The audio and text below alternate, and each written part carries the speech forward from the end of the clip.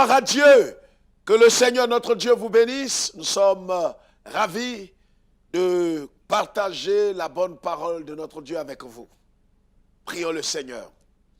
Seigneur notre Dieu, notre Père, nous voulons te dire merci de nous donner l'opportunité de nous faire grâce, d'être non seulement en vie, mais d'écouter ta parole et d'être instruit, Seigneur notre Dieu, dans tes voies.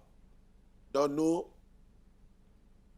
de recevoir cette sémence divine et de la mettre en pratique par le Saint-Esprit. Au nom de Jésus-Christ, nous te prions. Amen. Que le Seigneur notre Dieu vous bénisse et qu'il vous fortifie, surtout ceux qui traverseraient des moments difficiles. Vous êtes à l'hôpital ou en prison, prenez courage et sachez que notre Seigneur est vivant et il est juste et il n'abandonne aucun de ceux qui ont mis leur foi en lui. Soyez fortifiés. 2 Timothée chapitre 4. 2 Timothée chapitre 4. Le verset 1er jusqu'au verset 5. Je t'en conjure devant Dieu et devant Jésus-Christ qui doit juger les vivants et les morts et au nom de son apparition et de son royaume. Prêche la parole, insiste en toute occasion favorable ou non, reprend, censure, exhorte avec toute douceur et en instruisant. Car il viendra un temps où les hommes ne supporteront pas la saine doctrine, mais ayant la démangeaison d'entendre les choses agréables, ils se donneront une foule de docteurs selon leurs propres désirs, détourneront l'oreille de la vérité et se tourneront vers les fables. Mais toi, sois sobre en toutes choses, supporte les souffrances, fais l'œuvre d'un évangéliste, remplis bien ton ministère. Amen. Voici une parole que nous donne le Saint-Esprit par la bouche de Saint Paul à Timothée. Paul, dans sa deuxième épître à Timothée, va donner des conseils très importants et va révéler des choses pour nous qui sommes parvenus à la fin des temps.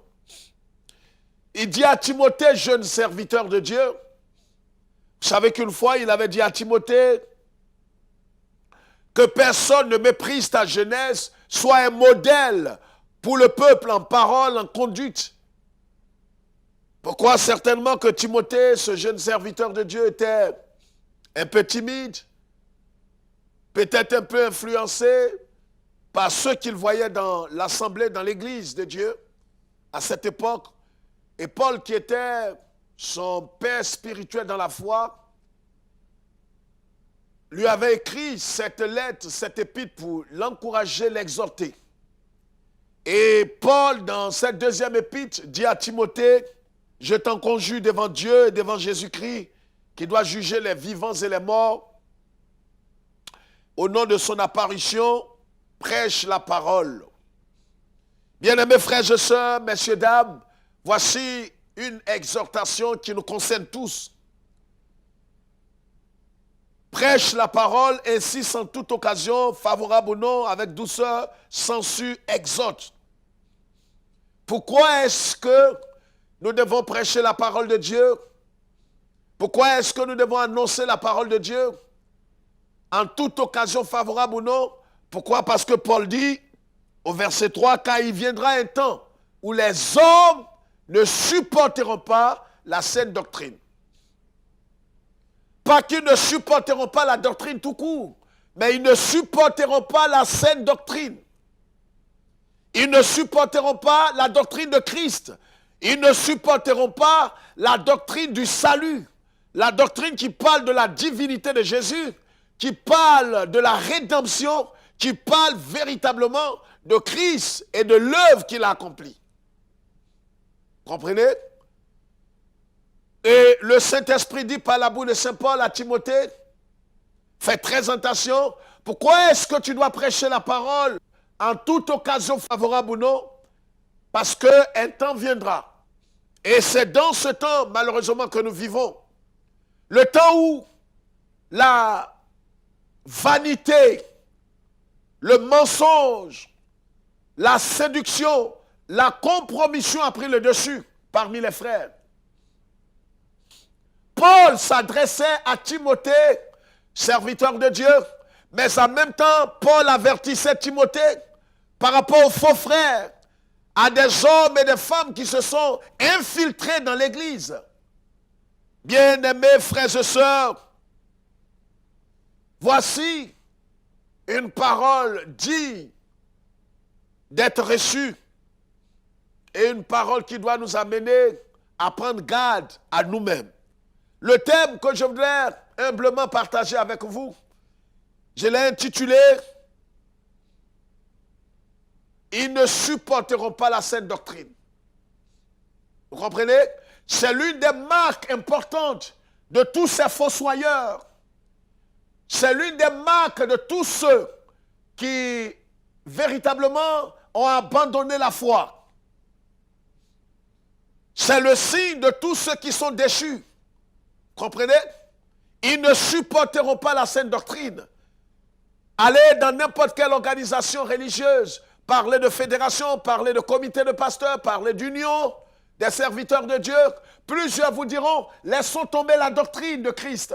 Laissons tomber la doctrine. Ne parlons pas de doctrine parce que ce qui nous unit, c'est Jésus. Mais laissons la doctrine de côté. Quand vous entendez cela, fuyez ces hommes.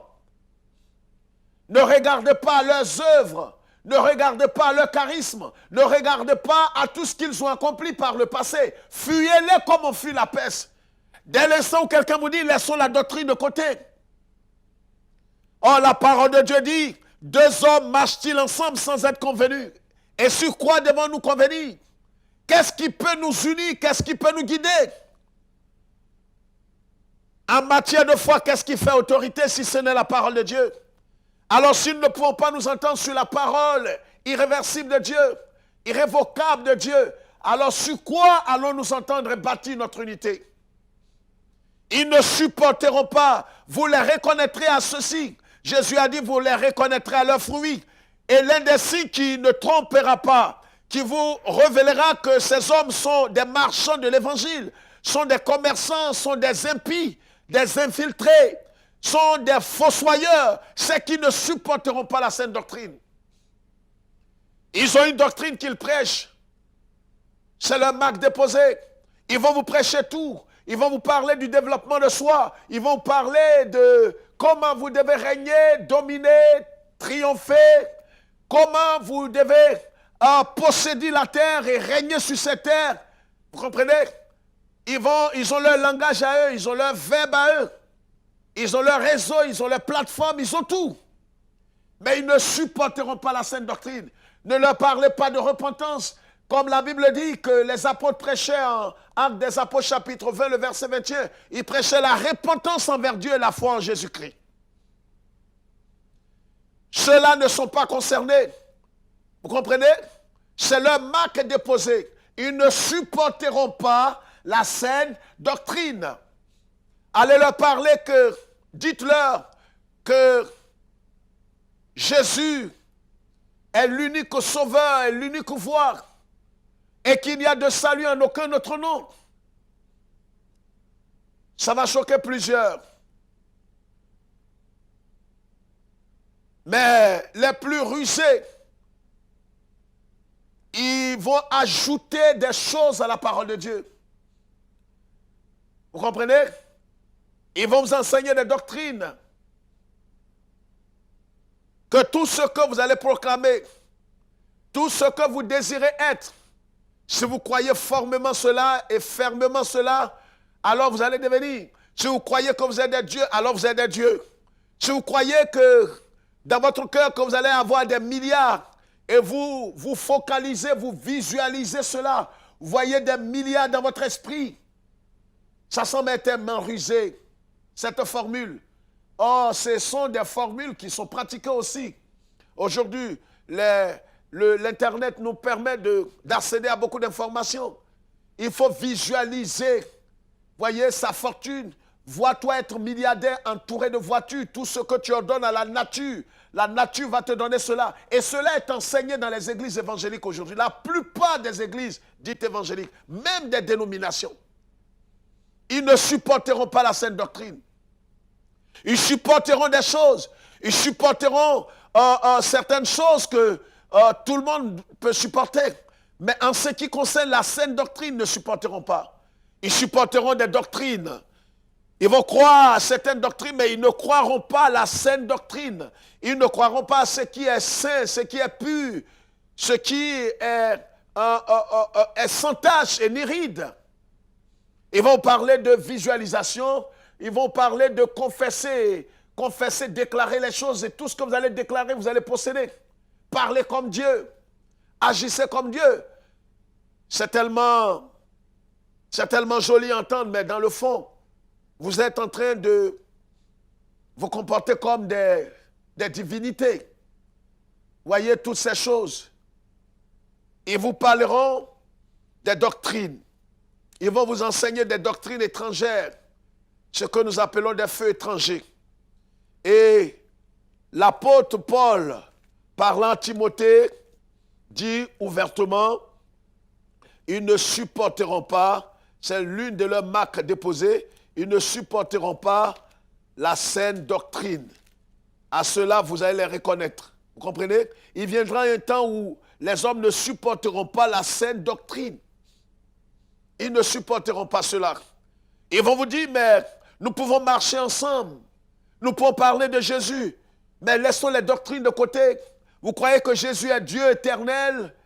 Il n'a pas été créé, il est éternel. Non, ils ne croient pas cela. Mais nous devons marcher ensemble parce que nous parlons tous de Jésus. Mais de quel Jésus parlez-vous? Le Jésus qui est au nombre des anges. Certains croient que Jésus serait un archange, même parmi les soi-disant évangéliques. Mais pour eux, laissons tomber la doctrine, parce que ça, c'est une doctrine élémentaire, pas cardinale, qui n'est pas liée à notre salut. Laissons ça de côté, marchons ensemble, main dans la main, pour aller ensemble revendiquer des choses au palais. Allons demander de l'argent, allons revendiquer, allons dépouiller, escroquer. C'est ce qui préoccupe. Mais voyez, la doctrine biblique qui parle de Dieu, qui parle de Jésus-Christ, qui parle du salut, qui parle de la repentance, ces choses ne préoccupent pas plusieurs personnes. Ils trouvent que ces choses ne sont pas fondamentales, ces choses ne sont pas cardinales, ces choses ne sont pas liées au salut. Jésus dit, si vous ne croyez pas que je suis, vous mourrez dans vos péchés. C'est-à-dire que si nous ne croyons pas véritablement à la divinité, à la préexistence de Jésus-Christ, nous ne croyons pas qui il est, alors nous sommes perdus. La raison principale pour laquelle les Juifs ont livré Jésus, ils ont dit eux-mêmes que c'est parce que lui qui est un homme, il s'est fait passer pour le Fils de Dieu. Ils comprenaient très bien ce qu'il disait.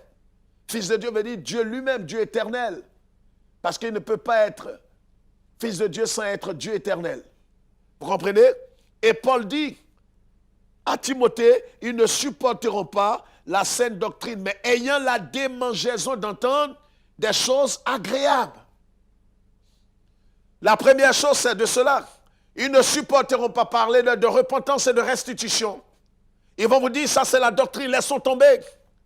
Parlez-leur de se détourner de leur mauvaise voie, de se détourner des loges mystiques, de se détourner des sociétés secrètes et d'enlever leurs mains dans les clubs services qui ont trait à des sociétés secrètes. Ils vous diront, ça c'est la doctrine, laissons tomber toutes ces choses. Comprenez ce que j'ai dit? Dites-leur que nous devons véritablement marcher dans la sainteté.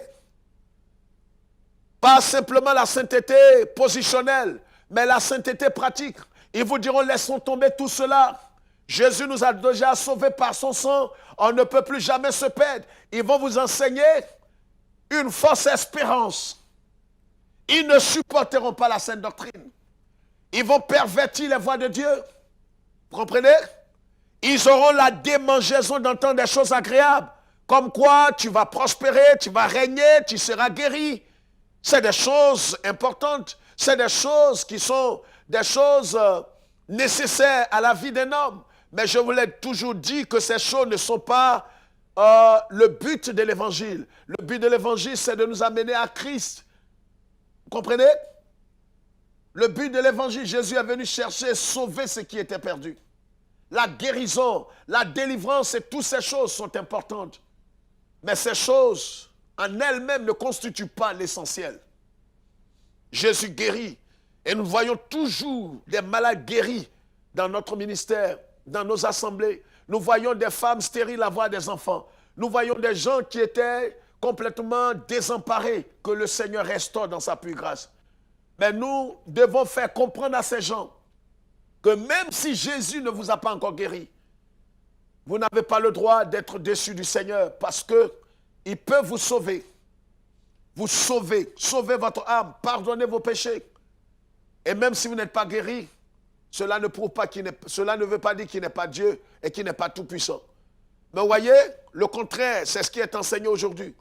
Que Jésus ne peut pas ne pas nous guérir, mais il est souverain. On ne peut pas dire à un souverain maître, tu ne peux pas ne pas faire cela. C'est de l'insubordination, c'est une insulte. Mais c'est ce que nous entendons à longueur de journée dans la bouche de ces prédicateurs de l'évangile de prospérité. Parce qu'ils sous-estiment Jésus. Ils voient Jésus comme un homme à qui il faut donner des ordres pour qu'il exécute. Jésus, donne-nous de l'argent. Jésus, tu ne peux pas te permettre de ne pas me guérir. Tu ne peux pas te permettre de ne pas donner un enfant à ma fille. Tu ne peux pas te permettre. Ce n'est pas à Jésus vous adressez à une idole, mais pas à Jésus. Notre Seigneur est Dieu éternel, il est souverain. Ce n'est pas à vous de lui donner des ordres. Vous demandez et il agira en son temps. Le vrai Jésus. Comprenez? Ils ne supporteront pas la sainte doctrine. C'est l'une des marques importantes. Ce n'est pas la seule marque, mais c'est l'une des marques les plus importantes. Vous allez trouver des hommes qui vous diront, moi je suis de Dieu, j'enseigne la parole de Dieu, mais allez plus loin, en dehors de sa vie spirituelle et morale. Regardez la doctrine qu'il enseigne. Et qu'est-ce qu'il enseigne? Ils enseignent des ruses et des malices. Ils peuvent vous parler de la croix de Jésus. Ils peuvent vous parler de la mort et la résurrection de Jésus. Vous dire que nous sommes sauvés par la grâce, par le moyen de la foi. Mais allez plus loin. Ils vont ajouter à ces paroles des paroles mielleuses, des paroles de séduction. Ils vont développer sous vos yeux, si vous n'avez pas le discernement, ils vont développer là sous vos yeux et vous entraîner, vous empoisonner avec le New Age. Ils vont vous empoisonner avec le nouvel âge, le développement de soi et toutes ces doctrines. Vous diront que quand vous êtes sauvé, vous ne pouvez plus jamais vous perdre. Ça, c'est les gracistes. Et ils sont aussi parmi les évangéliques. Vous ne pouvez plus jamais vous perdre.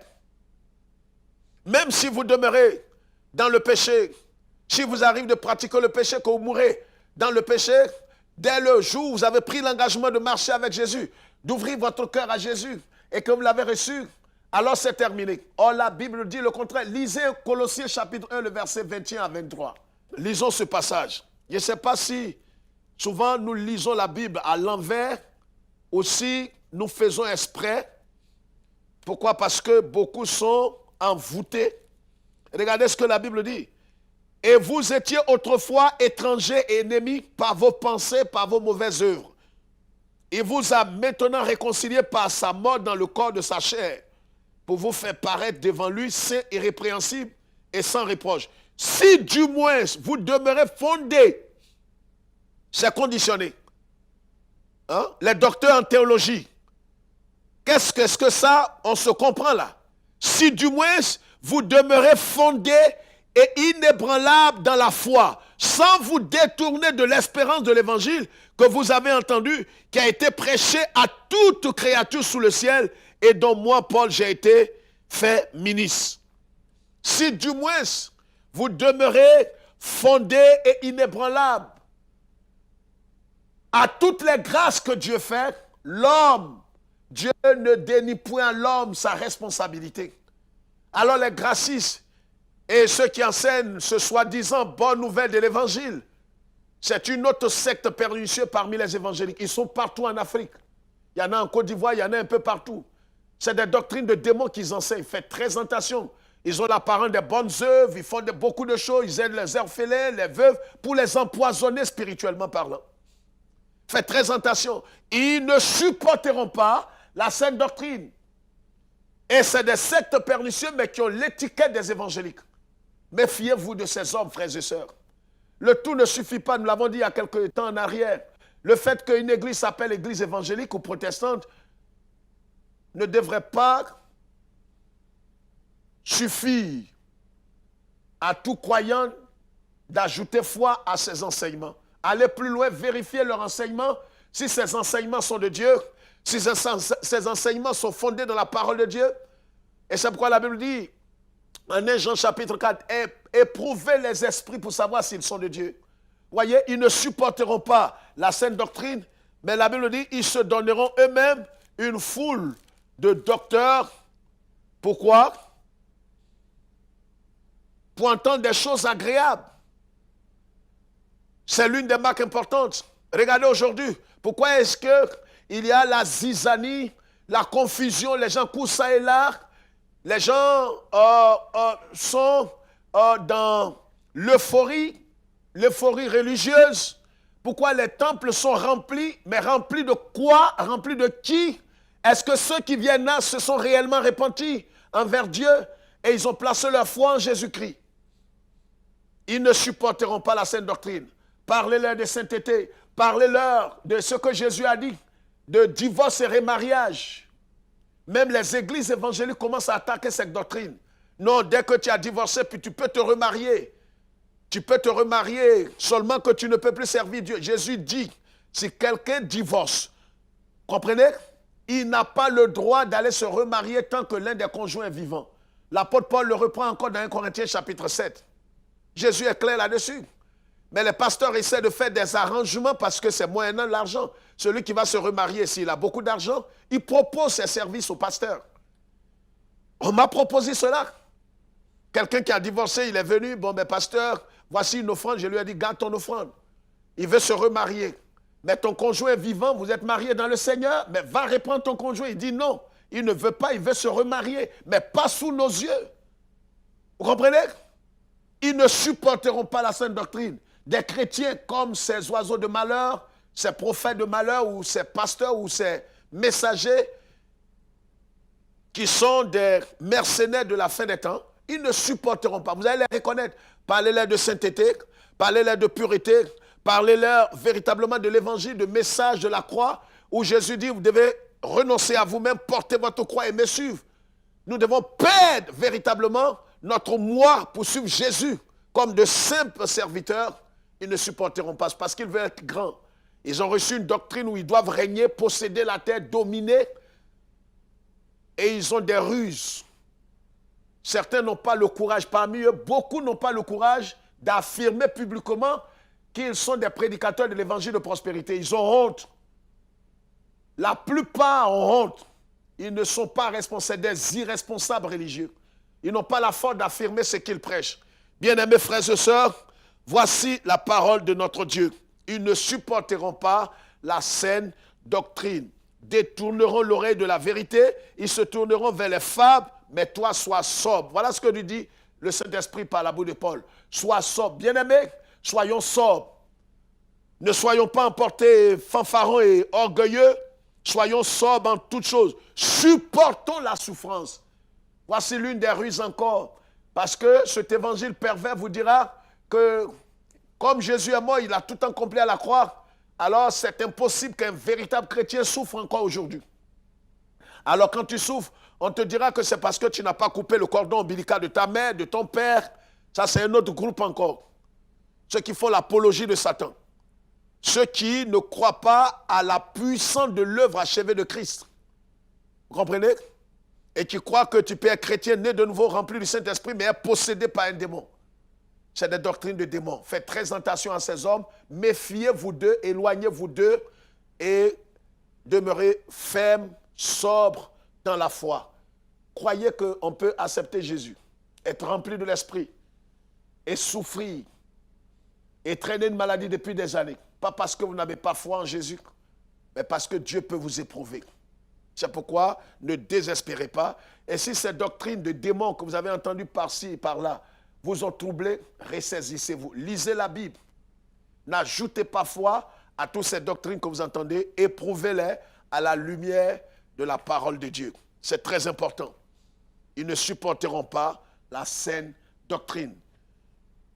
Que Dieu vous bénisse et que notre Dieu nous garde sur le chemin étroit. Jésus a dit en Matthieu chapitre 7, le verset 14 et 13 et 14, ils ne supporteront pas non seulement la sainte doctrine, mais d'une autre façon, et ils ne trouveront pas le chemin étroit.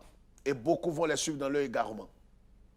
Que Dieu nous bénisse et que Dieu nous aide à demeurer sur le chemin très étroit, à garder la foi et à ne pas courir derrière ces hérésies, ces doctrines de démons qui vous promettent tout, mais qui ne vous conduisent jamais vers la sainteté, la pureté et la foi en Christ.